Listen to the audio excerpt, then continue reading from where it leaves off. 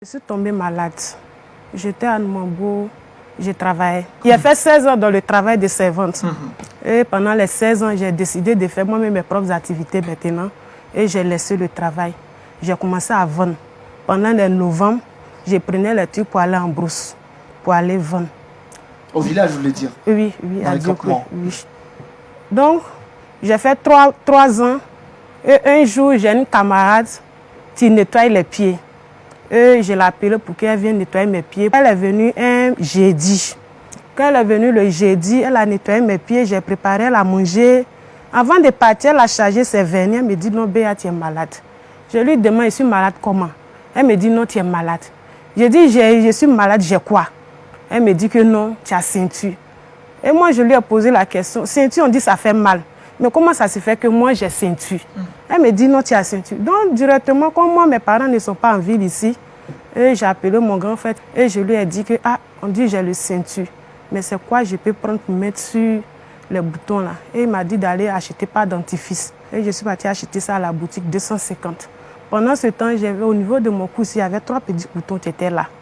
Et j'ai appliqué ça dessus. Et à la nuit de vendredi, j'ai dormi.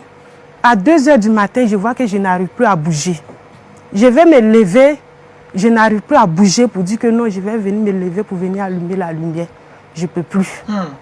Donc, j'étais là. Pendant ce temps, il y avait ma voisine qui était là. Je lui ai dit que non, je devais rentrer à Gamé pour aller faire le reste de mes achats. Et puis le samedi, je rentrais à Diokwe. Que je vais déposer ma clé ici. Comme on a problème d'eau, il faut remplir mes bidons là comme ça. Donc la fille, 11 h, ne me voit pas. Elle dit, mais Béa a dit qu'elle allait déposer la clé ici. Mais comment ça se fait qu'on ne la voit pas? Et elle est venue taper à la porte. Quand elle a tapé, j'ai répondu. Elle dit, il y a quoi? J'ai dit, Patricia, je suis malade, que ça ne va pas chez moi. Elle dit, mais quand même, lève-toi, viens ouvrir la porte comme ça, on va voir. J'ai dit, non, parce qu'elle n'arrive pas à me lever. Je ne peux pas me lever même. Et elle allait appeler son mari, c'est son mari qui est venu casser la porte.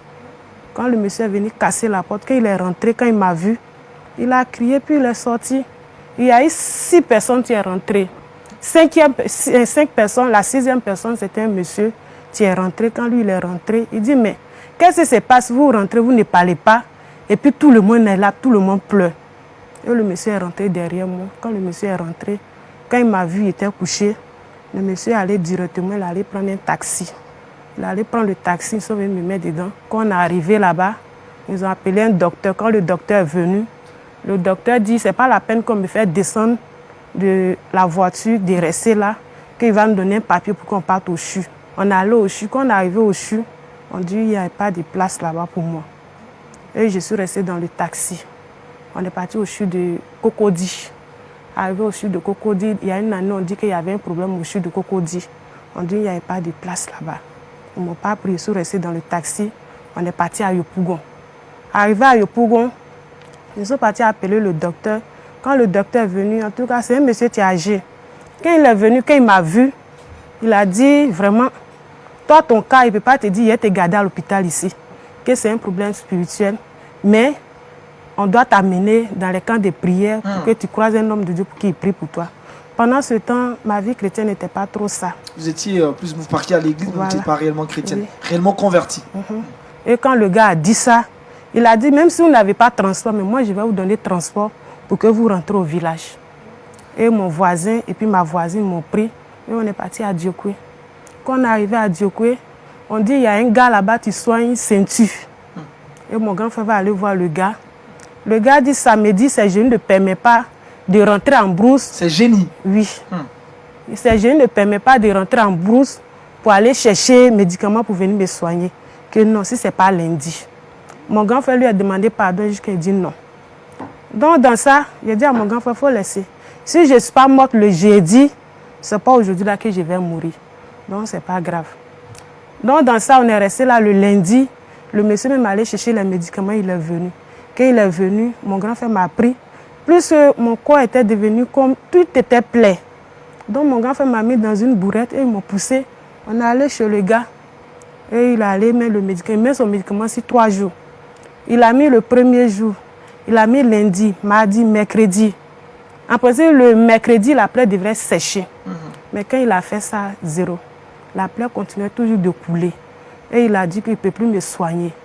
que ce n'est pas la peine que moi de rentrer, qu'on n'a qu'à aller voir quelqu'un d'autre.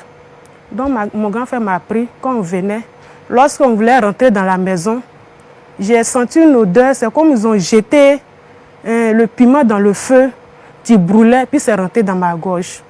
Quand c'est rentré dans ma gorge, j'ai commencé à tousser. J'ai commencé à tousser et ma bête était là. Et je lui ai dit, ah Simon, il faut aller voir dans le village là-bas. Il y a quelqu'un qui a mis du piment au feu, sans en train de me tuer ici, qui va voir. Elle est partie, elle est venue dire, non, je ne vois personne. Que tout le monde est parti au champ, qu'il n'y a personne là-bas. Je dis, vraiment, ils sont en train de mourir. Au moment où je vais me rendre compte, je vois qu'il commence à pisser sur moi. Pipi la coule sur moi. Alors moi, je me suis dit que comme la toux était tellement forte, c'est ça qui fait que pipi la couleur sur moi. Juste toute la journée, pipi la couleur sur moi. Comme j'avais un peu d'argent, et j'ai donné à ma belle, elle allait acheter couches. J'ai commencé à placer les couches.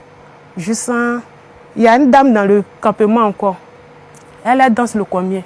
La dame est venue, mon grand frère est parti là-bas. La dame m'a soigné sur 2 semaines.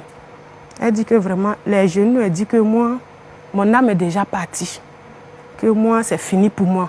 Même ils vont faire comment je vais mourir. Et mon grand frère est parti le voir. La dame m'a soigné sur 2 semaines. Sur 2 semaines, elle dit que les genoux, elle dit que c'est fini pour moi. Un peu plus fort, hein? Que c'est fini pour moi. Donc elle ne peut plus me soigner. Que dans le cas, si on m'amène dans un coin, si moi j'ai été guérie, que ce soit chez un marabout ou bien dans un camp de prière, si je cherche un marabout, elle va partir là-bas pour aller se canquer. Ou bien que si ça soit dans un camp de prière, elle va donner sa vie à Dieu. Donc quand elle a dit ça, mon grand frère m'a mené à l'hôpital. On m'a dit de faire un écho. Je suis partie, j'ai fait écho 3 fois. Ils n'ont pas vu la maladie. On dit d'aller faire radio. Je suis partie faire radio 4 fois. Ils n'ont rien vu. Après ça, on m'a dit d'aller faire scanner. Je suis partie, j'ai fait scanner 3 fois. Ils n'ont pas trouvé de maladie, de quoi je souffrais. Donc dans ça, quand on est revenu, et mon grand frère, ils ont parlé d'un grand féticheur au Libéria. Et mon grand frère va me prendre et on va partir au Libéria. Arrivé au Libéria, le monsieur dit mon âme est déjà partie, qu'il doit aller récupérer mon âme. Et on était couchés dans la maison.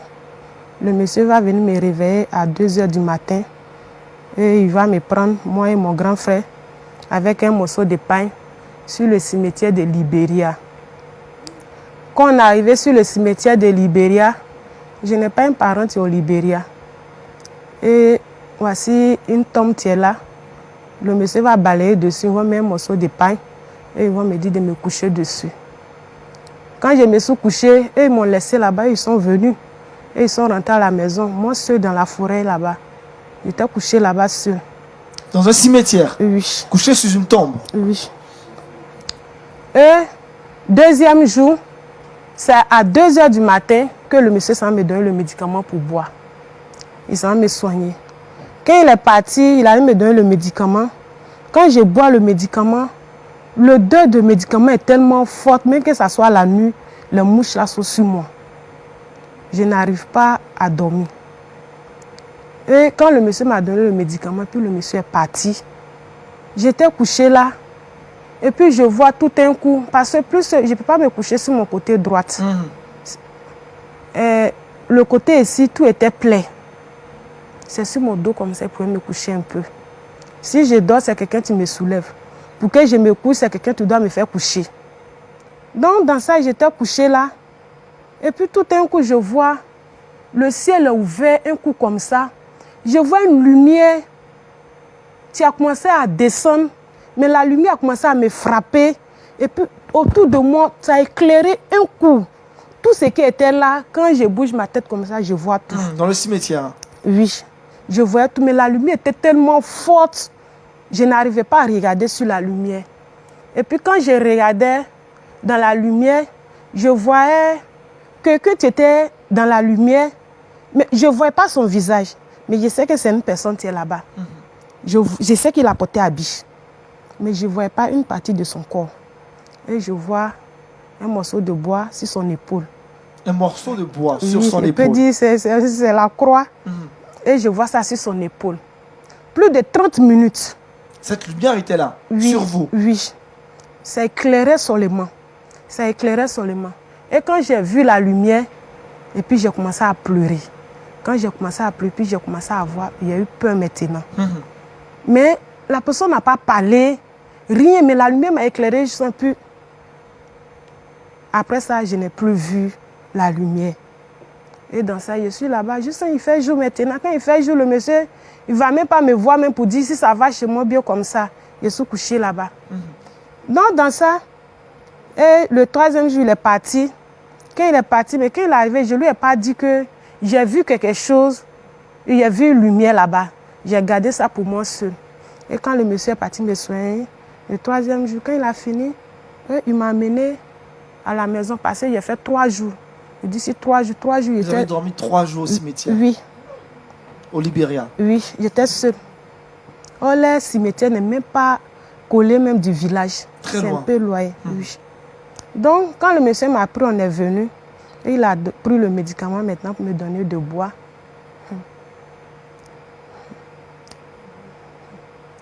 Quand le monsieur m'a donné le médicament, pendant que je voulais boire le médicament, je vois les asticots, les cafards, tout était dans le médicament. Dans le liquide qui vous donnait de boire. Mais je ne sais pas ce que il a pris pour fabriquer. On comprend vos émotions. Je ne sais pas ce qu'il a pris pour fabriquer le médicament. Mais le médicament sentait. Et je lui ai dit, je ne peux plus boire le médicament.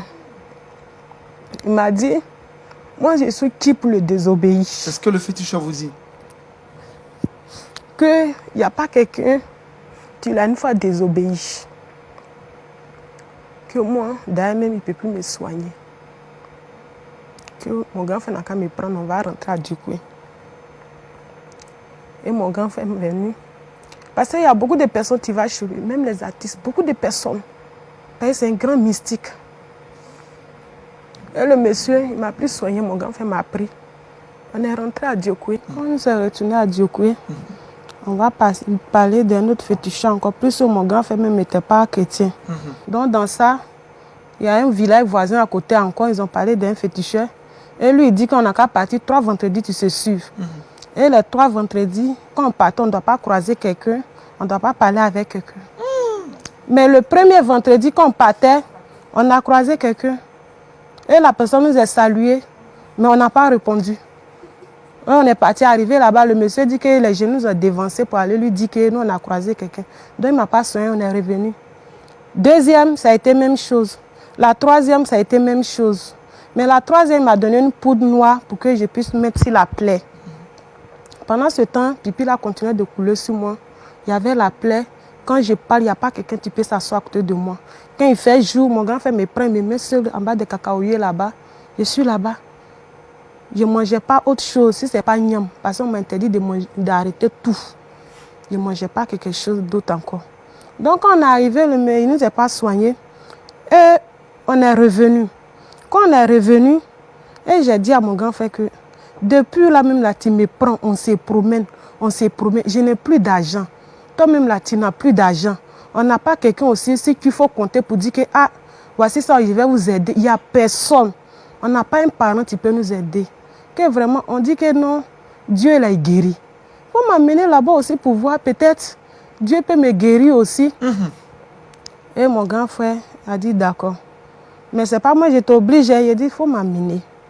Et le jour, bizarrement, le jour où je devais partir à l'église, j'avais des canaris qui étaient là. Et j'ai appelé un de mes cousins pour lui dire, il faut enterrer tous mes canaris là, il ne prend plus. C'est venu dans la tête comme ça. Il faut enterrer les canaris là. Il a enterré, je ne mangeais pas papaye. J'ai dit à mon grand-frère, donne-moi papaye, je vais manger. Quand j'ai mangé, comme je toussais, je ne pouvais pas et j'ai déposé. J'ai dit, bon, je vais manger à Tique. Il me dit, c'est quelle sorcellerie tu es en train de faire aujourd'hui là? On t'a interdit de manger manioc, puis à Tique, tu es mangé. Et il m'a donné à ticket avec avocat. Quand j'ai pris un coup, j'ai dit c'est bon. Il dit c'est tout, il dit oui. Donc dans ça, le temps où je vais me lever pour aller à l'église, il était midi. Et je suis rentrée. Quand mon grand-frère m'a amené, quand je suis rentrée dans l'église, on dit que une fois tu rentres dans une église, tu es rentré dans une autre famille. Mais dès que je suis rentrée, j'ai vu que tous ceux qui étaient assis où je suis partie m'asseoir, tout le monde s'est levé pour aller sur un autre côté. Parce que plus moi-même, si c'était moi-même, j'allais me lever. Vous dégagez une mauvaise odeur. Oui. Parce qu'il n'y a pas quelqu'un...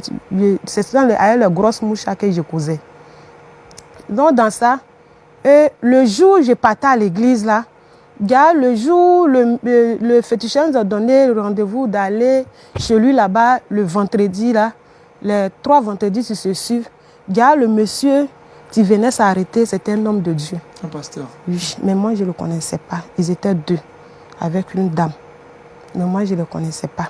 Et quand moi je partais, le jour, c'était le monsieur qui était dans l'église. Il avait un programme, c'est-à-dire ils sont partis là-bas pour une évangélisation. Et puis comme il pleuvait, donc on les a donné l'église. Donc ils étaient là-bas. Et je suis tombée. Dès que le monsieur m'a vu, le monsieur a commencé à bénir le Seigneur. Mais moi je n'ai rien compris. Et j'étais assis là, le monsieur a prié, il dit bon, je vais prier, les autres vont sortir, mais ceux qui sont malades n'ont qu'à rester. Donc moi j'étais là et il a dit on n'a qu'à fermer les yeux. Quand j'ai fermé les yeux, pendant que j'ai prié, voici qu'il y a une personne qui est venue s'arrêter au-devant de moi. La chose est vilaine. Nous, en grand détail, une machette à main, puis il me dit là où tu es arrêté, si tu ne sors pas, je vais couper ta tête. Et quand il m'a dit ça, et puis directement j'ai ouvert les yeux. Plus il ne pouvait pas marcher, et j'ai commencé à faire 4 pattes pour sortir. Et le pasteur, les gars me suivaient. Et ils m'ont attrapé, ils m'ont fait asseoir. Et je lui ai dit, ah, voici ce que j'ai vu. Quand j'ai dit ça au pasteur, il dit d'accord, il a commencé à prier pour moi. Comme on était dans un campement, et il est parti dire à mon grand frère que ah, ta petite soeur dit qu'elle avait donné sa vie, que de prier pour te dire. Il dit non, comme c'est elle-même qui est venue, ce n'est pas quelqu'un qui l'a obligée, donc il faut prier pour elle. Et le pasteur m'a demandé, j'ai une fois gêné. Il dit non, depuis que je suis née, je n'ai jamais gêné. Et il m'a donné le jeûne de 6h, 18h, sur 3 jours. Mais pendant ce temps, il venait faire ma délivrance. Quand c'est fini, il m'a dit, d'accord, je sais que Dieu a un miracle pour toi. Amen. Et le monsieur, il va me donner un jeûne sec. Et le monsieur m'a donné le jeûne sec. Il dit, ah, papa, il n'a jamais fait jeûne. Hein? Il me dit que non, si ça vient de Dieu, je t'assure qu'avec la maladie, tu ne vas pas avoir soif ni faim. Le Seigneur va te donner la force. Et quand il m'a dit ça, ça s'est passé vraiment. Je n'ai pas eu faim. Et le premier jour, j'ai fait le jeûne. Le deuxième jour, j'ai fait. Le deuxième jour, j'étais couchée. Je vais faire un songe. Et puis, je vois, il y a 3 personnes qui ont porté la Bible claire. Et puis, ils me disent que non, aujourd'hui, là, on doit t'opérer. J'ai dit opérer. Et puis, les personnes avaient amené une chaise roulante. Et puis, ils m'ont pris, puis ils m'ont mis dans la chaise. Quand ils m'ont mis dans la chaise, ils ont commencé à me pousser. Ils ont commencé à me pousser jusqu'à arriver devant. Les personnes m'ont dit, tu vois la maison, tu es au fond là-bas, c'est là-bas, on doit t'opérer. Et je leur ai dit, mais la maison, là, la porte est fermée. Comment je vais faire pour rentrer là pour qu'on m'opère? Et où je vais me rendre compte, je n'ai plus vu ces personnes-là. Moi, seul, j'étais dans la chaise, j'étais là. Mais quand je voyais la maison, il n'y avait rien à côté de la maison. Mais la porte était fermée. Tout autour était propre. Et puis, après, je suis là, puis je vois, voici une personne qui ouvre la porte de la maison. Quand la personne a ouvert la porte, et puis j'ai vu une lumière qui est sortie de la maison, qui m'a frappé comme de la même manière que où j'étais au cimetière. Et puis j'ai vu.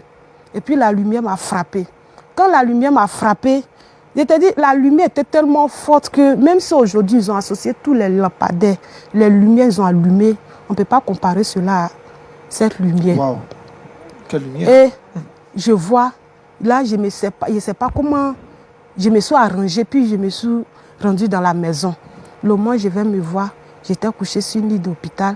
Ils étaient en train de m'opérer, ils ont déchiré mon bas-ventre là. Et puis ce qu'on enlevait de mon ventre, c'était comme les sachets quand il pleut. Et puis l'eau là s'en va mettre ça à un côté là-bas. Les gens s'en nettoient, c'est sale. Et la personne enlève ça comme ça, puis me dit, tu vois ça là, tout ça là en toi. Et la personne enlève ça comme ça, puis non, 3 fois. Et quand la personne a fini, et puis me dit, tu es guéri, lève-toi. Quand je me suis levée, et il me dit, mets-toi en genoux. Quand je me suis mis en genoux, et la personne a imposé, dans la salle là-bas aussi où je suis rentrée, il y avait 3 personnes. Une personne à ma gauche, une personne à ma droite, mais il y a une personne devant moi. mais je ne voyais pas leur visage. Tout ça, c'était en songe, hein, dans le songe. Oui, oui, je ne voyais pas leur visage. Leur visage était plein de lumière comme ça. Mais je ne voyais pas, mais c'est que ce sont des personnes qui étaient là. Donc, la personne m'a dit, mets-toi en genoux. Quand je me suis mis en genoux, et la personne a imposé la main sur ma tête, et il m'a dit, va, que la parole t'accompagne. 3 fois. Quand il m'a dit ça, et puis il y avait un gros livre comme ça. Le livre était blanc, joli comme ça. Et la personne m'a dit, tiens ça, va avec. Et quand il m'a donné, et puis je me suis réveillée. Quand je me suis réveillée en sursaut, d'habitude, c'est ma bête qui rentre. Tu vas voir si je suis bien couchée. En tout cas, si ma natte n'est pas mouillée, elle va changer tout ça là.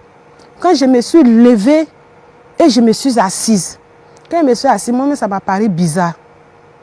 Ça faisait longtemps que vous n'étiez pas assise. Hein? Non, j'ai fait 9 mois dans la maladie. Et je touche ma natte, je vois que ma natte, c'est sec. Oh, généralement, toutes les nuits, cette natte était mouillée. Oui, toutes les nuits, ma belle venait changer les chiffons qu'elle mettait peut-être 2 fois comme ça. Et je touchais la natte, je voyais que la natte était sec. Je regarde passer mais les chiffons pour ne pas que là, quand pipi là va couler, ça va rentrer en bas des bagages là. Je touche les chiffons, je vois que les chiffons ne sont pas mouillés. Je dis, mais qu'est-ce qui se passe? Et j'ai essayé de me lever un peu. Je vois que je vais me lever, je me sens léger, je peux me lever. Alléluia!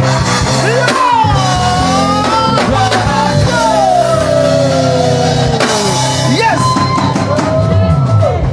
Et je vois que je peux me lever. Quand je me suis levée, et je suis venue m'arrêter devant la porte de mon grand frère. Les maisons du campement, il n'y a pas de porte. C'est rideau, mais la porte du salon, mais les chambres, il n'y a pas. Et je suis venue m'arrêter devant la porte de mon grand frère, commencer à l'appeler. Moi, je l'appelle tonton, parce que lui m'appelle maman. Et je dis tonton, tonton emballé, tonton, tonton. Il dit, il y a quoi? Il y a quoi? Tu es venu depuis, tu es venu, je suis là. Que tu es soulevé, tu fais ça, tu fais ça. Si tu es venu pour me tuer, il faut me tuer, tu vas partir. Ta sorcellerie, tu es en train de faire là. Il dit, hé, faut venir, tu vas venir voir quelque chose. Il dit, il y a quoi? Je suis fatigué de toi. Faut partir. Tes parents sont vite partis. Parce que j'ai perdu maman à l'âge de 2 ans. Mon papa, quand j'ai eu mes 7 ans, j'ai perdu mon papa. Qu'est-ce qu'il faut partir? Tes parents sont partis. Tu peux les suivre. Il dit, hé. Donc, dans ça, on était là. Et je lui ai dit, il faut sortir. Et quand il est sorti, il lui a dit, bon, prends soin de mes enfants. Il ne faut pas laisser mes enfants, quelqu'un doit les élever comme des mains m'ont fait. Et puis, je n'ai pas été à l'école. Toi, mais prends soin de mes enfants. Si tu n'as pas pris soin de mes enfants, si on meurt vraiment quand on est là-bas, moi, il est venu chercher mes enfants. Et il m'a dit, tu es où? Mais puis tu parles. Il dit, ils sont arrêtés devant ta porte ici. Il dit, tu es où? Il dit, ils sont arrêtés devant la porte. Il ne croyait pas. Il soulève son moustiquaire. Et puis il soulève le rideau, il voit mes pieds. Amen. Alléluia.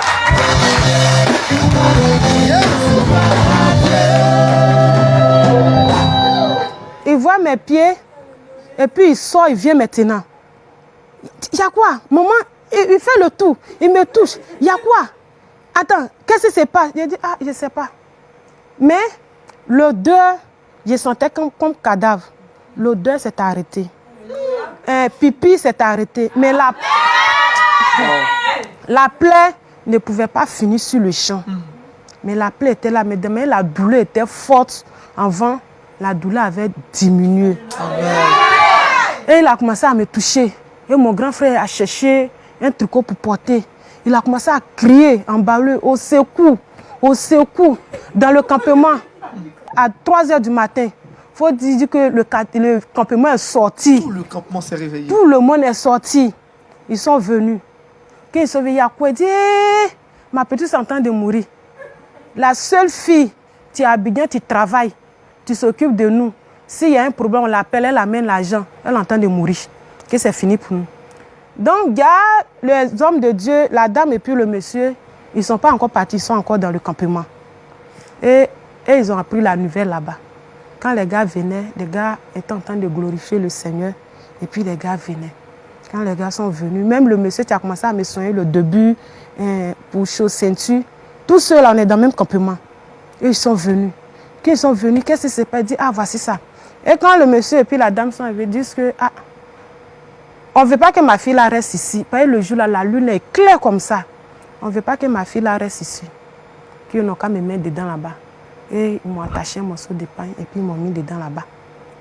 D'un peu de temps, on attend. Voici la dame là, tu arrives. Celle qui avait lancé le défi. Tu danses le combien? La dame, elle court, elle vient. Elle dit, parce que moi, je m'appelle Aoutou. Aoutou, on dit chez nous, quand on fait les enfants, ils viennent comme ça. Donc tout le monde. Elle dit non.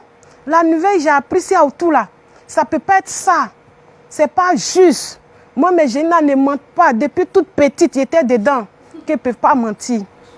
Et quand la dame est arrivée, et les hommes de Dieu ont dit que faites sortir ma fille. Et ils m'ont fait sortir.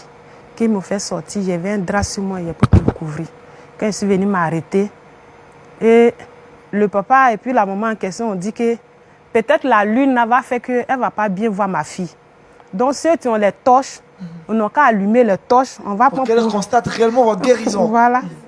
Donc, ils ont mis les torches là sur moi. Quand ils ont mis les torches là, quand la femme là m'a vu comme ça, la femme est tombée. Alléluia!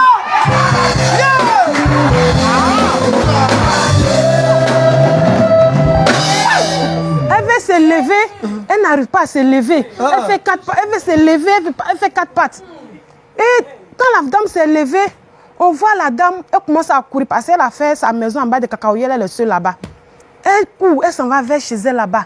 Et les gens disent que la femme est devenue folle. Même le monsieur en question, même qui m'a sonné premier, on dit que qu'est-ce qui se passe? On n'arrive plus à s'arrêter, c'est quoi? Et la dame est partie. On voit, elle a 3 de ses filles qui sont avec elle. On voit, ses filles l'ont chargé bassines. Les bassines qu'au village, on prend pour prendre l'eau. Les filles l'ont chargé 3 bassines. Elle venait. Il y avait aussi dans sa main les trucs là. Elle est venue parce que mon grand frère a fait un grand patam comme ça dans la cour. Quand il fait ça, après, s'il ne connaît pas Dieu, les jeunes avaient s'asseoir là pour boire bandit. Donc, elle est venue, elle a déchargé ses villes et puis elle-même elle a versé. Et le canari même en question, même que tu la protèges, elle a déposé tout. Elle dit, parce que quand elle parlait, il y avait beaucoup d'hommes. Le jour où on partait à Diokoué, il y avait le monde dans la cour. Et c'est là qu'elle a parlé. Elle dit que c'est dans le même endroit. Et je lui ai dit que là où on amène cette fille, si elle a été guérie, que ce soit chez un féticheur, il va partir là-bas. Ou bien si c'est dans un camp de prière, je vais partir là-bas. À partir d'aujourd'hui, je me donne à ce Dieu aussi. Alléluia!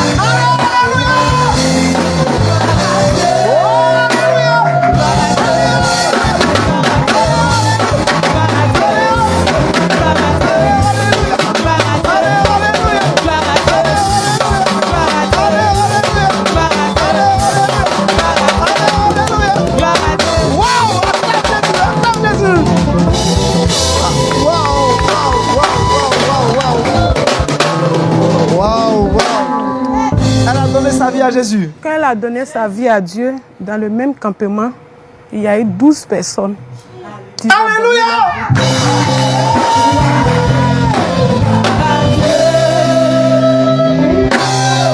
À cause de ma guérison. Ils se sont donnés à Jésus.